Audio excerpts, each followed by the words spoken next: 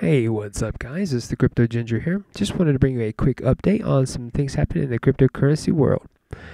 Now, jumping right into it, guys, it is February 25th, 2018, and we're sitting on a market cap of just over $431 billion. And if you've been watching the graphs, guys, you can see that for the last 7 days or last week here, we had a pretty decent run up, but then we had a pretty big bearish pullback here for majority of our coins. Now, most of the coins have had what looks to be some major consolidation against more correction. And I think a lot of that was to be expected. I did a video previously kind of regarding what could be a speculative move for cryptocurrency in general, but primarily for Bitcoin. And, you can see here that mostly all of these coins have followed the movement of Bitcoin. Now, some have actually done better than others. For example, Litecoin.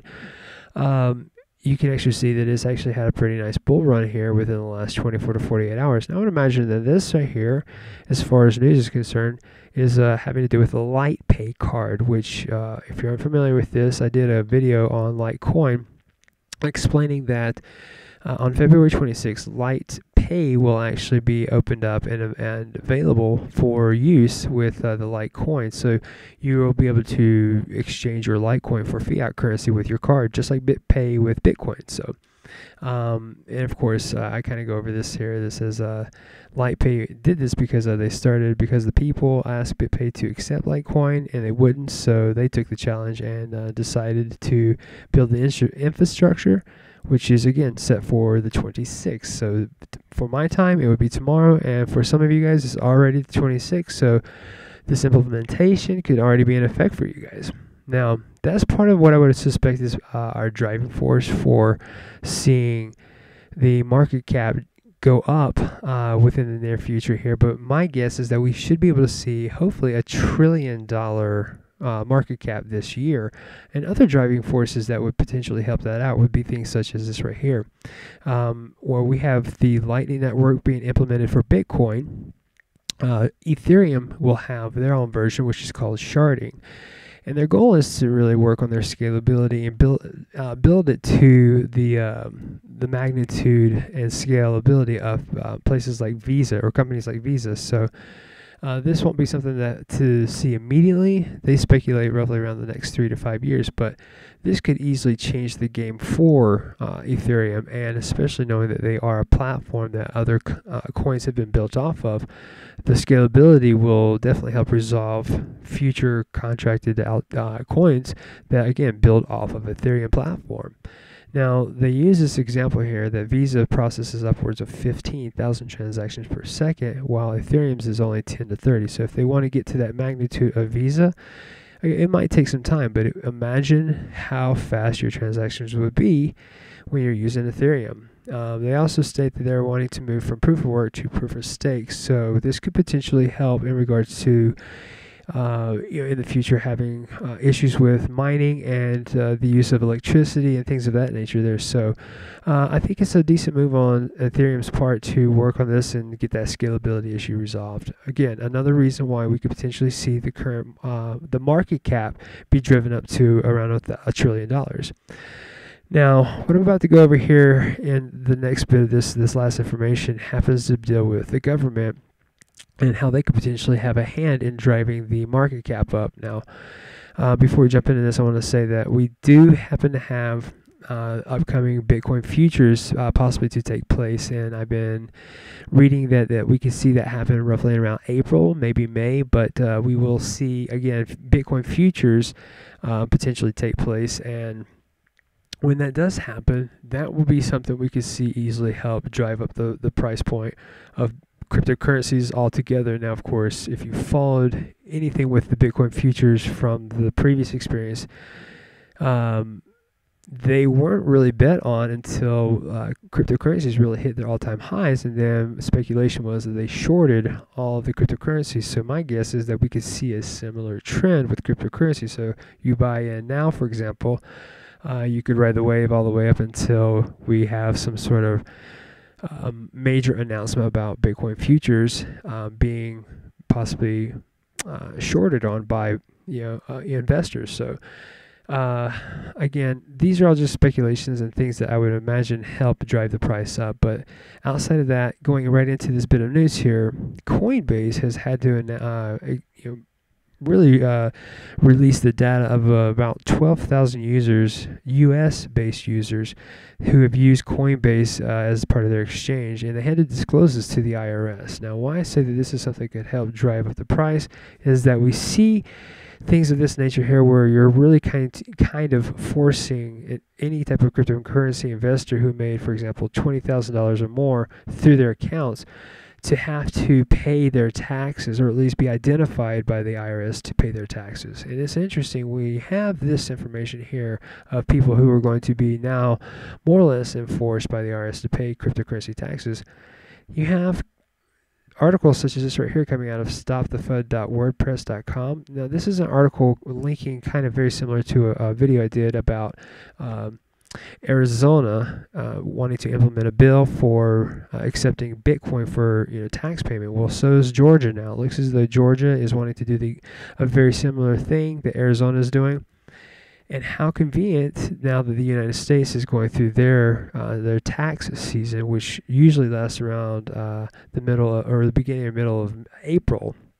So we'll see this here for the next month or so, just so we can so that they can actually try to accrue as much of their earnings, their IRS earnings from citizens through cryptocurrencies. Now, of course, what I find interesting here is that in this article, they state that the government will convert it back to fiat within 24 hours. But my guess is that it's potentially a possibility to see governments hold on to a good amount of that cryptocurrency, just in the case of the value of it does go up. Why wouldn't the government do that?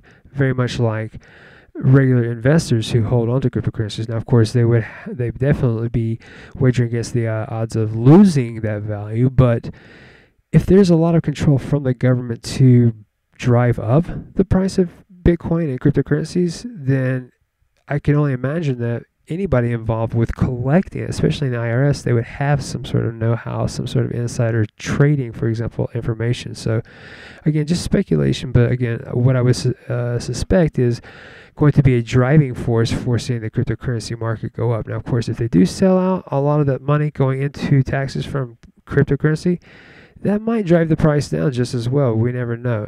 The government selling off cryptocurrency for fiat could really impact the entirety of the actual Bitcoin and also the market cap as well. So something to think about, guys. Now that leads me to this last bit of information. This is an article I read off of bitcoinist.com. I found very interesting. This states the 5 important facts about cryptocurrency the SEC says investors must know. Now, if you don't already know, the SEC and the CFTC met with the banking committee and the Senate Banking Committee, and they discussed cryptocurrency pretty in-depthly here. Now, I would imagine that if the SEC is really an entity that would get involved in cryptocurrency, we could see, again, a lot more control with cryptocurrency. We could see a lot more influence from the government standpoint to drive up or down the entire market cap. So this could be a good thing. This could be a bad thing. But again, it could be something to help drive up the entire market cap as well. Now, out of those 5 here, I'll go over just the headers of this. And you guys can actually look at the link in the description and read in its entirety this entire article to get a better idea. But according to SEC here, number 1, there are no SEC registered ICOs. So anybody in the United States, I'm sorry, but there are no SEC registered ICOs.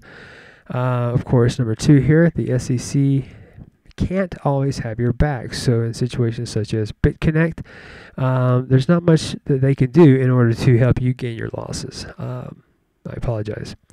Number 3, sorry, but some ICO tokens are definitely securities. So guys, if you are looking to get invested into ICOs and you're in the United States, just understand that the SEC really has a lot of jurisdiction over determining what are tokens and what are securities. And I would definitely be mindful of that.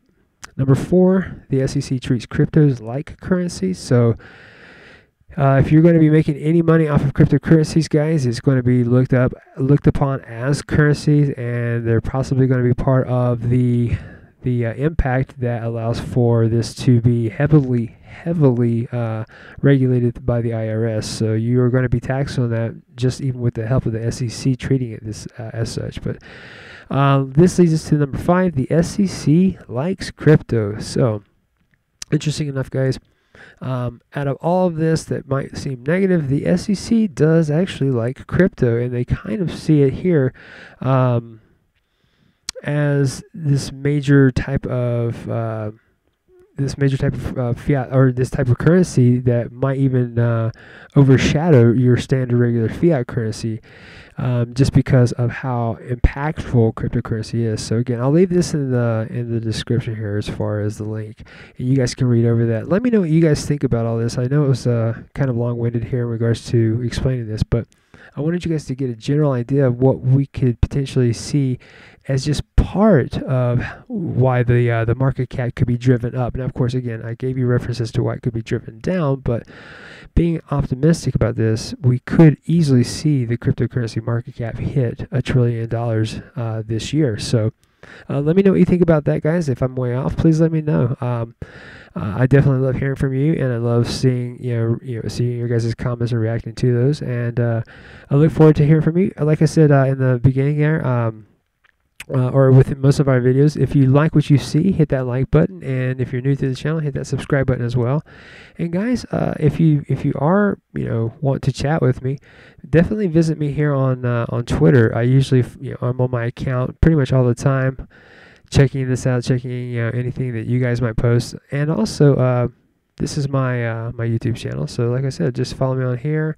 And if you want any type of videos to be notified to you, just hit that little notification bell just as well. Outside of that, guys, thanks for watching, and have a good night. Bye bye.